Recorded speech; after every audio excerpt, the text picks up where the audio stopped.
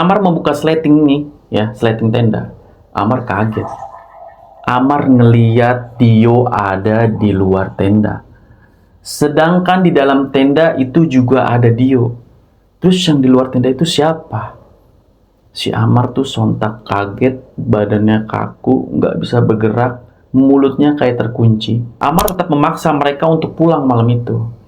Amar bilang sambil marah, dengan apa yang udah terjadi, Bang Dio masih tetap mau bermalam di sini sampai besok. Itu ucap dari si Amar. Amar nggak mau, Bang. Di sini sudah nggak beres. Dio dan Amar nih panik banget. Saking paniknya nih ya, Dio ngomong nih ke Amar, Mar, lu tunggu sini ya. Abang turun dulu cari bantuan. Tapi si Amar nih nggak mau, tadinya takut. Tapi demi kakaknya, akhirnya si Amar mengiyakan Dio untuk turun mencari bantuan. Assalamualaikum warahmatullahi wabarakatuh. Kembali lagi di MR3 Channel. Kali ini gue akan menceritakan kisah tentang teror air terjun yang ada di Jawa Barat. Kisah ini dikirimkan lewat email dari subscriber kita. Tanpa tunggu lama-lama, kita langsung masuk ke segmen Bis Malam, Bisikan Tengah Malam.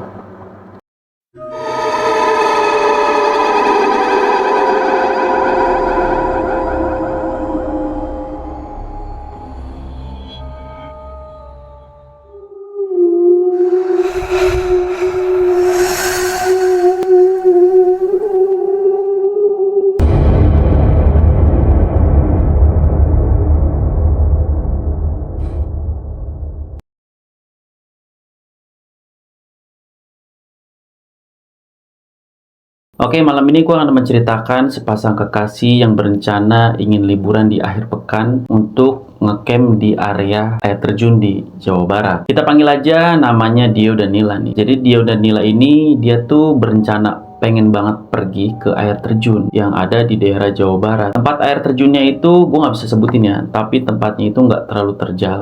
Makanya itu jadi pilihan mereka. Jalannya nggak terlalu sulit dan mereka tuh berencana ingin barbekyuan di sana. Pada Sabtu pagi, akhirnya mereka ini bersiap-siap nih. Si Dio mempersiapkan barang-barang bawaan yang ingin dibawa. Dan Dio ini langsung menjemput Nila untuk izin ke orang tuanya Nila. Padahal si Nila udah izin juga nih ke orang tuanya. Tapi lebih afdol nih, jadi si Dio ini datang ke rumah Nila lebih afdol, dia izin langsung nih ke orang tuanya Nila. Pas izin ke orang tuanya Nila diizinin dong. Akhirnya Nila diizinin. Setelah mereka persiapin barang-barang dan mau berangkat, ternyata ada adiknya Nila yang lari nih dari rumah keluar, minta ikut camping bersama mereka berdua. Padahal harusnya nggak boleh nih sama orang tuanya si Nila, karena umurnya si Amar belum terlalu besar. Tapi si Nila dan Dio ini meyakinkan orang tuanya untuk Amar boleh ikut menemani mereka. Akhirnya si Amar diizinkan nih untuk ikut ke camp tersebut. Dio dan Nila ngomong ke Amar, yaudah kamu siap-siap, perkemas, ngambil barang-barang yang dibutuhkan untuk camping. Singkat cerita nih, mereka akhirnya sampai di tempat Simaksi, tempat air terjun itu. Mereka udah bayar tiket, bayar parkir mobil, dan ketemu sama penjaga pos Simaksi.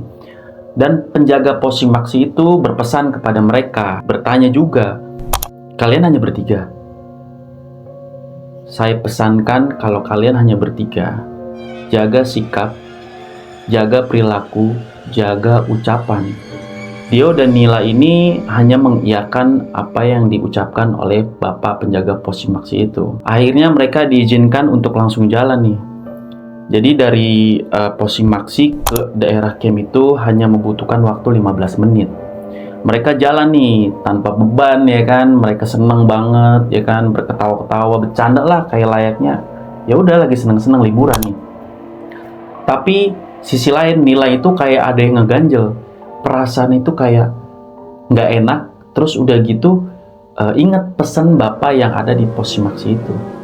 Kenapa ya? Kok kalau bertiga ada apa gitu?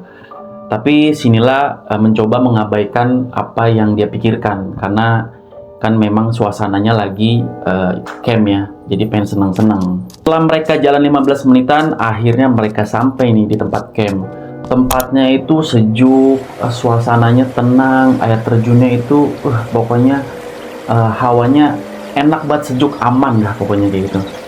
Nah, tapi tempat camp mereka ini tuh nggak terlalu jauh nih dari tempat mereka mau ke tempat air terjun itu. Nggak terlalu jauh, sekitar 50-100 meter lah. Setelah mereka sampai, akhirnya mereka siap-siap nih. Dio dan Amar nih sibuk nih mendirikan tenda nih. Lalu si Nila ini mempersiapkan alat-alat barbecue nih mereka nih. Dan Dio ini membawa tenda dengan kapasitas 4 orang. Jadi cukup banget nih buat mereka tidur bertiga dan menaruh barang-barang di dalam tenda tersebut. Tapi saat si Nila mempersiapkan barang-barang itu, Nila tuh kayak merasa ada yang memperhatikan dia. Padahal di situ tuh sepi banget, cuman mereka bertiga, nggak ada orang lain. Nila nengok kanan kiri, nggak ada apa-apa, tapi perasaannya Nila itu kayak ada yang memperhatikan dia. Dia pengen ngomong nih sama Dio, sama Amar, tapi karena suasananya lagi senang, akhirnya si Nila tuh mendem sendiri. Tapi Nila nih takut nih sebenarnya, akhirnya nyamperin Dio dan Amar. Waktu akhirnya sudah malam, mereka yang ditunggu-tunggu akhirnya datang. Mereka mempersiapkan alat-alat untuk makan nih, memanggang, barbekyuan, banggang sosis dan lain-lain. Lagi menikmati makan nih, lagi enak-enaknya makan, pokoknya lagi ketawa, senang-senang. Tiba-tiba Nila ini diam, tatapannya kosong, langsung ngomong nih ke mereka berdua, "Pergi dari sini." Sontak Dio dan Amar nih kaget ngelihat, apalagi si Amar lihat kakaknya dengan suara berat. Pas berdua itu nengok, matanya Nila putih semua dengan tatapan yang marah melihat mereka berdua. Sontak si Dio nih langsung megang si Nila nih. "Nil, kamu kenapa? Kamu kenapa?" Begitupun Amar. Nila hanya diem, natap Dio dan Amar begitu. Tiba-tiba Nila jatuh pingsan. Amar dan Dio tuh panik banget. Sempat kayak berpikir tuh kayak mau minta tolong turun ke bawah, tapi nggak mungkin kan, udah malam, nggak mungkin mereka turun. Akhirnya Dio dan Amar ini membopong si Nila ini ke dalam tenda. Sekitar 10-15 menit ini Nila akhirnya terbangun. Setelah Nila bangun, Nila tuh kayak tenggorokannya perih dan sakit nih. Dia minta air ke Dio dan Dio mengambilkan air untuk Nila. Nila bertanya nih kepada Dio, "Aku kenapa?" dia bilang. Tapi si Dio ini nggak mau ngomong apa-apa. "Nggak, kamu nggak apa-apa, kecapean aja." Jadi si Dio dan Amar ini bilang jangan sampai si Nila ini tahu apa yang terjadi sama si Nila. Karena waktu udah malam, akhirnya nih mereka bertiga memutuskan untuk langsung tidur lagi nih. Pas lagi pules-pulesnya tidur, Amar kebangun, dia pengen banget kencing. Amar membuka sleting nih, sleting tenda. Amar kaget. Amar ngeliat Dio ada di luar tenda. Sedangkan di dalam tenda itu juga ada Dio. Terus yang di luar tenda itu siapa? Si Amar tuh sontak kaget, badannya kaku, nggak bisa bergerak, mulutnya kayak terkunci. Itu siapa gitu? Tiba-tiba Dio yang ada di luar itu menengok ke arah Amar sambil menyeringai dengan tatapan tajam. Sontak Amar langsung kaget nih. Dia langsung tutup resletingnya, sret, langsung bangunin Dio dan Nila. Bangunin nih, Bang Dio, bangun, kak, bangun. Kenapa sih? Mereka masih ngantuk ya kan, kucuk-kucuk mata. "Kenapa, Mar? Kenapa, ada apa?" Dia bilang. Nah, si Amar ini bilang, "Yuk kita pulang. Kayaknya ada yang nggak beres di sini." Si Dio tuh kayak, "Kenapa sih, Mar? Udah malam, nggak bisa pulang sekarang. Kalau mau pulang besok aja pagi. Nggak mungkin kita pulang jam segini." Dengan nada agak kesel nih si Dio nih. Si kakaknya juga bilang, "Udah besok aja kita pulang, Amar." Dia bilang gitu. Tapi Amar tetap kekeh pengen pulang malam itu juga. Amar marah nih karena si Dio ini ingin tetap juga nih bermalam di situ. Padahal Nila kakaknya sudah mengalami hal yang aneh. Amar tetap memaksa mereka untuk pulang malam itu. Amar bilang sambil marah, "Dengan apa yang udah terjadi, Bang Dio masih tetap mau bermalam di sini sampai besok." Itu ucap dari si Amar. Amar nggak mau, Bang. Di sini sudah nggak beres. Dio dan Nila nih mendengar itu pun langsung saling menatap. Dan akhirnya Nila setuju nih dengan Amar untuk pulang malam itu juga. Mereka bertiga mengemas barang dengan terburu-buru. Amar merasa tidak nyaman di sini dan bicara dalam hatinya Amar nih, apa salah kami? Kami melakukan apa? Gitu, pikir Amar. Tapi kakaknya ini langsung menenangkan si Amar. Amar, semua akan baik-baik aja. Kamu tenang ya. Si Amar hanya mengangguk dan mengiyakan apa yang diucapkan oleh kakaknya Nila. Saat sudah berkemas nih, mereka nih bergegas turun nih. Mereka buru-buru turun nih bertiga. Takut terjadi hal-hal yang gak diinginkan nih. Mereka berdoa satu sama lain supaya saat perjalanan turun gak ada apa-apa.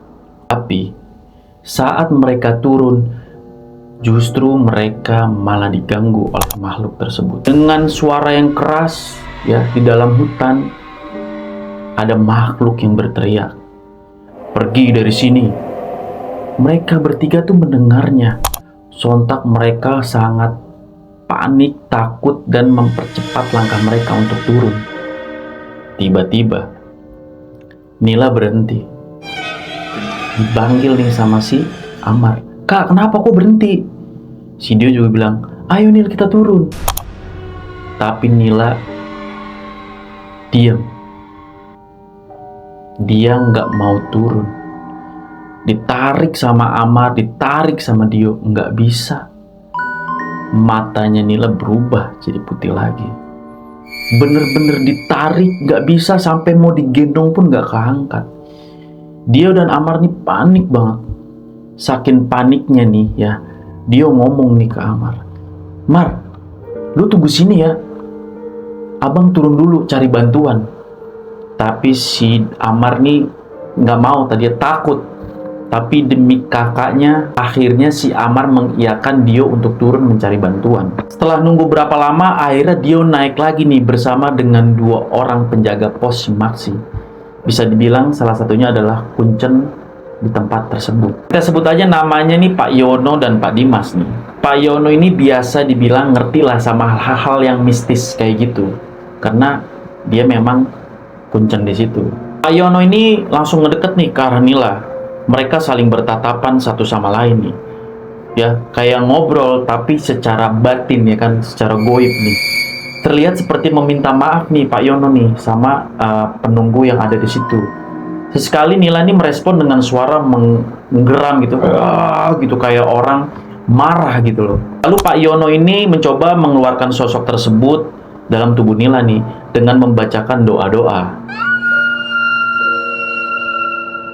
Sontak Nila nih langsung menggeram kesakitan, seperti ada sesuatu yang ditarik dari tubuhnya. Tidak lama setelah itu, akhirnya alhamdulillah si Nila sadar. Mereka akhirnya tuh bawa turun Nila untuk bisa dievakuasi. Selama perjalanan turun, alhamdulillah semuanya baik-baik aja sampai akhirnya mereka sampai di pos Maksi nih. Pak Yono menceritakan semua apa yang telah terjadi sama mereka.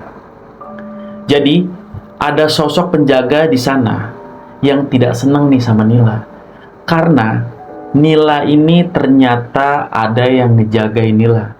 Jadi, ada sosok yang marah banget nih, penunggu di sana. Karena si Nila ini membawa sosok lain yang mungkin dititipkan dari orang tuanya untuk menjaga Nila nih. Makanya di sono makhluk lain itu marah banget, takut tempatnya terganggu karena sosok tersebut. Bukan hanya itu, mereka datang ke situ pun dengan jumlah yang ganjil. Tapi masalah utamanya adalah sosok penjaganya Nila sih sebenarnya. Kalau masalah yang bertiga itu masih bisa diredam ya. Tapi ini masalah sosok yang ada di dalam tubuh Nila, yang menjaga Nila. Kenapa sampai penunggu di sana marah banget? Nila, Amar, dan Nio ini hanya bisa terdiam nih apa yang dikatakan oleh Bapak Yono tersebut nih. Mereka shock. Mereka nggak tahu kalau Nila ini membawa sosok penjaga. Mereka lebih kaget lagi karena sosok penjaga Nila ini menyebabkan ini semua. Nila juga berterima kasih kepada Pak Yono nih, Pak Dimas, karena semua dibantu sama mereka. Mungkin sosok penjaga Nila ini hanya memang untuk menjaga Nila saja, tapi dampaknya ke yang lain. Yang tadi dibilang, sosok yang penjaga tempat di sana tuh nggak suka banget nih ada sosok yang dibawa oleh Nila. Makanya diganggu lah mereka semuanya. Tapi untungnya mereka baik-baik aja dan saat perjalanan pulang juga semua aman, tanpa gangguan. Akhirnya mereka selamat sampai di rumah masing-masing. Oke, cukup ceritanya sampai di sini. Buat teman-teman semuanya yang ingin mengirimkan email atau mempunyai kisah yang mau diceritakan atau dibawakan di Emerald 3, kalian bisa langsung DM aja di Instagram kami ataupun bisa mengirimkan email yang ada di deskripsi ini. Oke, terima kasih. Assalamualaikum warahmatullahi wabarakatuh.